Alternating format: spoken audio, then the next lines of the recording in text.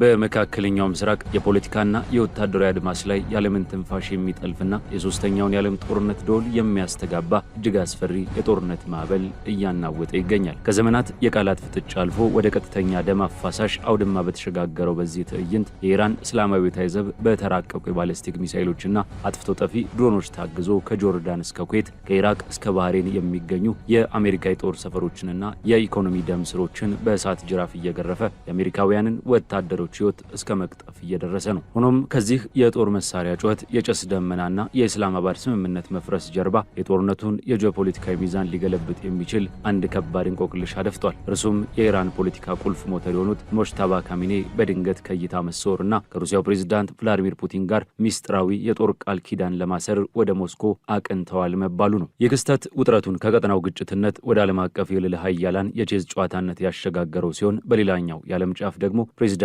ዶናልድ ትራምፕ የኢራንን ወታደራዊ አቅም አሽመድምጃለሁ በሚል የድል አዋጅን ቢያስተጋቡም የመሬት ላይ የስለላ መረጃዎች ግን አሜሪካ በጥቂት $1000 የኢራን ርካሽ ድሮኖች በሚሊዮን የሚቆጠሩ የፓትሪዮት ሚሳይሎቿን እያማጠጠች አደገኛ የአሲሜትሪክ ጦርነት ውስጥ መዘፈቋን ያጋልጣሉ። ዲፕሎማሲው ሞቶ ቋንቋው የጥይትና የሚሳይል ብቻ በሆነበት በዚህ ፈታኝ ሰዓት ቀጠናው ወደማይቀለበስና መላውን ዓለም ወደሚውጥ የእሳት አዘቅት ውስጥ እንዴት እየገባ እንደሆነ ይህ ትንታኔ በጥልቀት ይፈትሻል።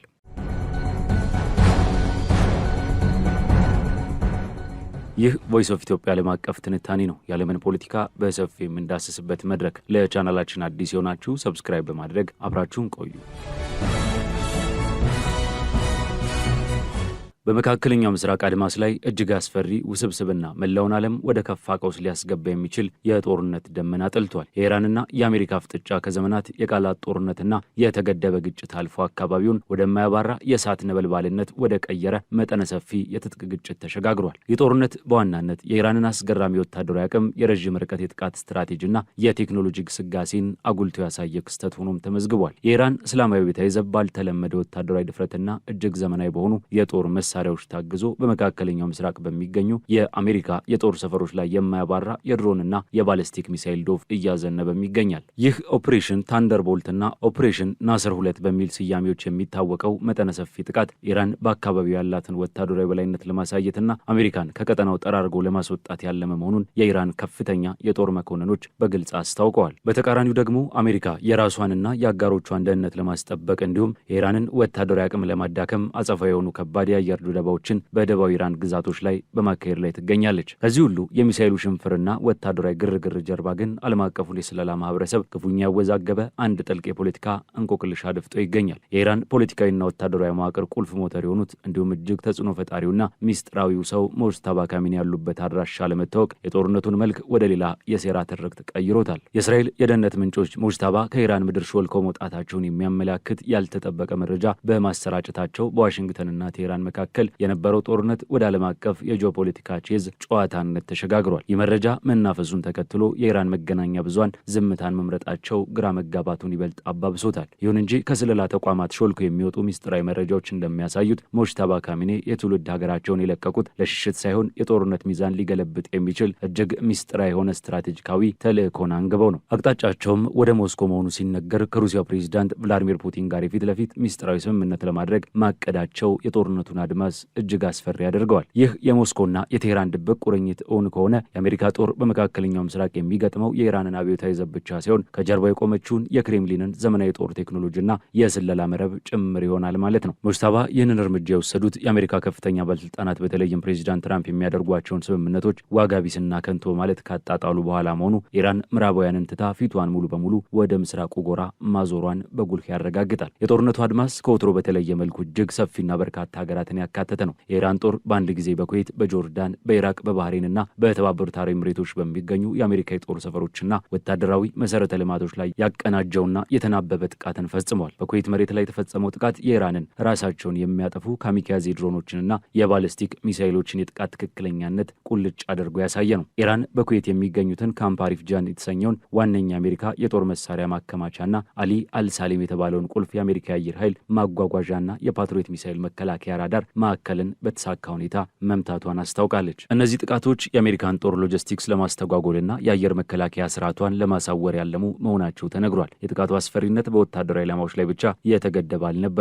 የኩዌት መንግስት እንዳስታወቀው በማንጋፍና በአልሸዋይብ አካባቢዎች የሚገኙ ቁልፍ የሲቪል መሰረተ ልማቶች በተለይም የኤሌክትሪክ ኃይል ማመንጫዎች፣ የውሃ ማጣሪያ ተቋማትና የነዳጅ ማጣሪያ ፋብሪካዎች በከፍተኛ ሁኔታ ተጎድተዋል። በጆርዳን ግዛት ውስጥ የተፈጸመው ጥቃት ደግሞ የጦርነቱን ሰብአዊ ኪሳራ በግልጽ ያሳየና አሜሪካን በቀጥታ ያደማ ሆኗል። የፔንታጎንና የአሜሪካ ማዕከላዊ እዝ ሴንትኮም እንዳረጋገጠው በጆርዳን በሚገኙ የአሜሪካ ወታደራዊ ሰፈሮች ላይ ኢራን በፈጸመችው የባሊስቲክ ሚሳኤልና የድሮን ጥቃት ምክንያት የበርካታ አሜሪካውያን ወታደሮች ሕይወት አልፈዋል። ባንዲራ የተከናነቡ የሟች ወታደሮች አስክሬን ወደ ሀገራቸው ሲመለሱ የሚያሳዩ ምስሎች የጦርነቱን አሳሳቢነት ለአሜሪካውያን ይበልጥ አጉልቶታል። በአጠቃላይ በግጭቱ ምክንያት የሟች አሜሪካውያን ወታደሮች ቁጥር አሃዝ እያሻቀበ መምጣቱ የተነገረ ሲሆን በመቶዎች የሚቆጠሩ ደግሞ የመቁሰል አደጋ ደርሶባቸዋል።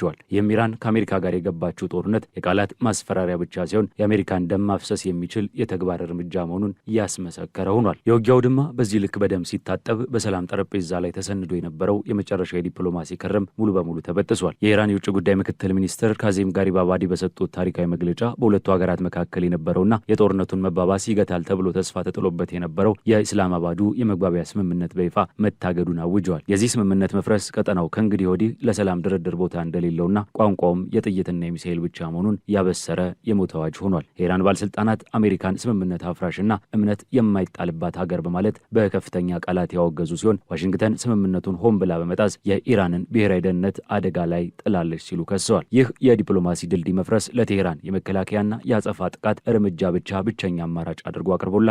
ጋሪባባዲ በግልጽ እንዳስቀመጡት ኢራን ከእንግዲህ በወረቀት ላይ ለሰፈሩ ቃላት ክብር አትሰጥም፣ ይልቁንም ትኩረቷን ሙሉ በሙሉ በወታደራዊ እርምጃዎች ላይ ብቻ በማድረግ ብሔራዊ ክብሯን በኃይል ለማስመለስ ቆርጣ ተነስታለች። በተመሳሳይ ሰዓት በሰሜን ኢራቅ ኤርቢል ከተማ የሚገኘው የአሜሪካ ቆንስላና ወታደራዊ ሰፈር የኢራን ጥቃት ሰለባ ሆኗል። የሌሊቱን ጨለማ የገፈፈውና ሰማዩን በቀይ የፍንዳታ ብርሃን ያሸበረቀው የሚሳኤልና የድሮን ውሽንፍር የአሜሪካ አየር መከላከያ ስርዓት የቱንም ያህል ፈተና ውስጥ እንደወደቀ አሳይቷል።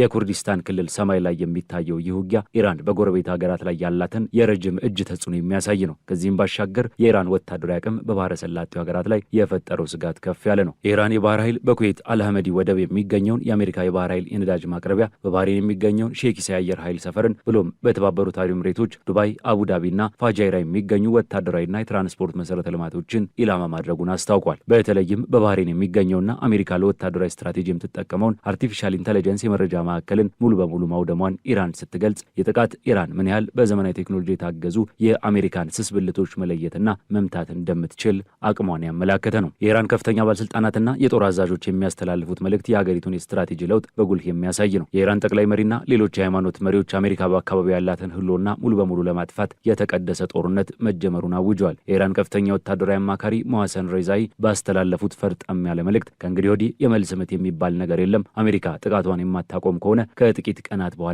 ወደ ሙሉ አውዳሚና አጥቂ ጦርነት እንገባለን በማለት የአሜሪካን ወታደሮች በማሳደድ እርምጃ እንደሚወስዱ ዝተዋል። አክለውም ይህ ጦርነት ከእንግዲህ ወዲህ ምታና ሽሽ ሳይሆን የአሜሪካን ወታደራዊ ማዕከላት ከመካከለኛው ምስራቅ ጠራርጎ የማውጣት የመጨረሻ ምዕራፍ መሆኑን አስረግጠው ተናግረዋል። የኢራን ጦር አዛዦች የአሜሪካን ጦር ለማስጠለልም ሆነ የአሜሪካን ጥቅም ለማስጠበቅ የሚሞክር ማንኛውም የክልሉ ሀገር ከኢራን እሳታማ ክንድ እንደማያመልጥ በማስጠንቀቅ በተባበሩት አረብ ኤሚሬቶችና በሌሎች አረብ ሀገራት ላይ የሚገኙ የአሜሪካ ወታደራዊ ተቋማት ኢላማ መሆናቸውን በይፋ ተናግረዋል። ይህ በእንዲህ እንዳለ የኢራንን አቅም የበለጠ አስፈሪ የሚያደርገው የሆርሙዝ የባህር ወሽመጥን የመዝጋት ስትራቴጂካዊ ዛቻ ነው። ከዓለም የነዳጅ አቅርቦት 1/5ኛውን የሚያስተላልፈው ይህ ወሳኝ የባህር በር በኢራን ቁጥጥር ስር መውደቁ የዓለምን ኢኮኖሚ በሰዓታት ውስጥ ሊያናገው የሚችል ኃይል አለው። የኢራን ጦር መሪዎች አሜሪካና አጋሮቿ ኢራንን ለማጥቃት ይህንን የውሃ መስመር ከተጠቀሙ ወይንም የኢራን መርከቦች እንዳይንቀሳቀሱ ካደረጉ የሆርሙዝን የባህር ወሽመጥ ሙሉ በሙሉ በመዝጋት ዓለም አቀፉን የነዳጅ ገበያ በማስተጓጎል ወደር የሌለው ጫና ለመፍጠር ተዘጋጅተዋል። ቀደም ሲል ተደርሶ የነበረው የተኩስ አቁም ስምምነት መፍረሱን ተከትሎ አሜሪካ የገባችውን ቃል ጥሳለች በሚል ክስ ኢራን ይህንን ዓለም አቀፍ የንግድ መስመር ወታደራዊ ቀጠና አድርገዋለች። በሌላ በኩል አሜሪካ የኢራንን ጥቃቶች ዝም ብላ አልተመለከተችም። ፔንታጎንና ፕሬዚዳንት ዶናልድ ትራምፕ የኢራንን አቅም ለማዳከም የተጠናከረ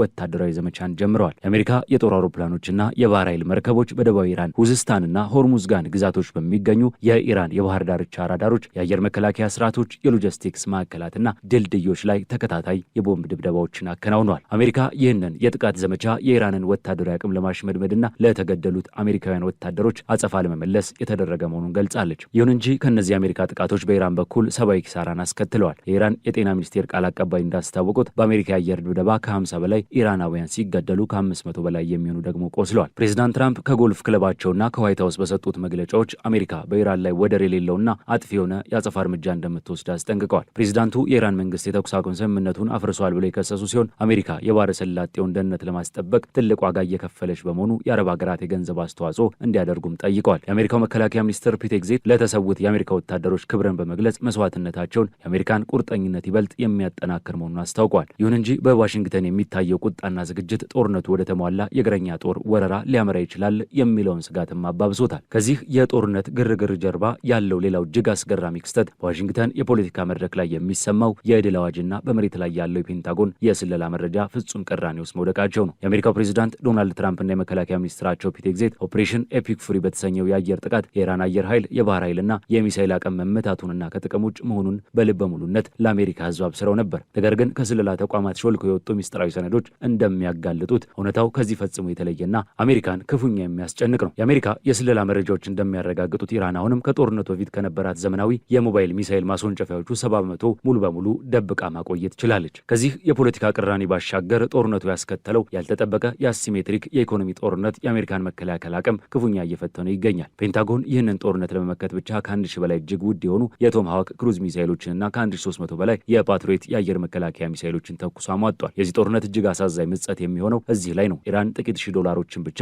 በሚያወጡ ተራ ካሚካዜ ድሮኖች ስታጠቃ፣ አሜሪካ ግን እነዚህ ርካሽ ድሮኖችን አድኖ ለመምታት እያንዳንዳቸው በሚሊዮን ዶላር የሚገመቱ የፓትሪዮት ሚሳይሎችን ለመተኮስ መገደዷ ነው። ይህ ፍትሐዊ ያልሆነ የጦርነት ሂሳብ ስሌት የአሜሪካን የጦር መሳሪያ ክምችት ወደ አደገኛ ደረጃ ያወረደው ሲሆን የአሜሪካ የመከላከያ ኢንዱስትሪዎች ይህንን የተሟጠጠ ክምችት መልሰው ለመተካት ዓመታትን እንደሚፈጅባቸው አስታውቋል። ይህ ማለት ደግሞ ኢራን በአነስተኛ ወጪ በተከታታይ የምታዘንበው የድሮን ጥቃት ውድ የሆነውን የአሜሪካን የአየር መከላከያ ግድግዳ ከመስበር ባሻገር የአሜሪካን የመከላከያ ኢኮኖሚ ከውስጥ እየቦረቦረ ይገኛል ማለት ነው። የአሜሪካ የስለላ መኮንኖችም ይህንን ጦርነት ከረዘመ አሜሪካ በዓለም ዙሪያ ያላትን የጦር መሳሪያ ክምችት ለኢራን ርካሽ ድሮኖች ገብራ ማለቋ እንደማይቀር በስጋት እያስጠነቀቁ ነው። የዚህ ግጭት አጠቃላይ ትዕይንት የሚያሳየው የመካከለኛው ምስራቅ ፖለቲካዊና ወታደራዊ ሚዛን እጅግ አሳሳቢ የሆነ መንገድ ላይ መናጋቱን ነው። የኢራን ዘመናዊ ሚሳይሎች በ2000 ኪሎ ሜትር ርቀት ላይ የሚገኙ ኢላማዎችን በከፍተኛ ትክክለኛነት መምታት መቻላቸው እንዲሁም በሰው አልባ አውሮፕላኖች አማካኝነት በአንድ ጊዜ በርካታ ቦታዎችን ለማጥቃት የተጠቀመችበት ስልት አሜሪካ በአካባቢው የገነባችውን የፓትሪዮትና የሲራም አየር መከላከያ ግድግዳን ጥሶ መግባት እንደሚችል አረጋግጧል። በሁለቱም ወገኖች በኩል የሚሰነዘሩት ጥቃቶች ቆመው ወደ ድርድር ጠረጴዛ የመምጣት ፍላጎት ባለመታየቱ እንዲሁም ቻይና በታይዋን ላይ ልትወስድ ከምትችለው እርምጃና ሩሲያ ከአውሮፓ ጋር ካላት ግጭት ጋር ተዳምሮ ይህ የኢራንና የአሜሪካ ፍጥጫ ዓለምን ወደ ሶስተኛው የዓለም ጦርነት አፋፍ እየገፋት ይገኛል። በመላው አረብ ባህረ ሰላጤ ከኩዌት እስከ ጆርዳን ከባህሬን እስከ ኢራቅ የፍንዳታ ድምጾችና የጭስ ደመናዎች የአዲሱንና እጅግ አውዳሚውን የጦርነት ምዕራፍ እያበሰሩ ይገኛሉ። ሁለቱም ኃይሎች ወደ ኋላ የማይል አቋም ይዘው ቀጠናው የዓለም የኃይል መለኪያ የጦርነት አውድማ ሆኖ ቀጥሏል። የዛሬው ዓለም አቀፍ ትንታኔያችን በዚሁ ተቋጨ። ስለተከታተላችሁን እያመሰገንን ለቻናላችን አዲስ የሆናችሁ ሰብስክራይብ በማድረግ ቤተሰብ እንድትሆኑ እንጋብዛለን። ከሰዓታት በኋላ በሌሎች ዓለም አቀፍ ጉዳዮች እስከምንገናኝ ሰናይ ጊዜ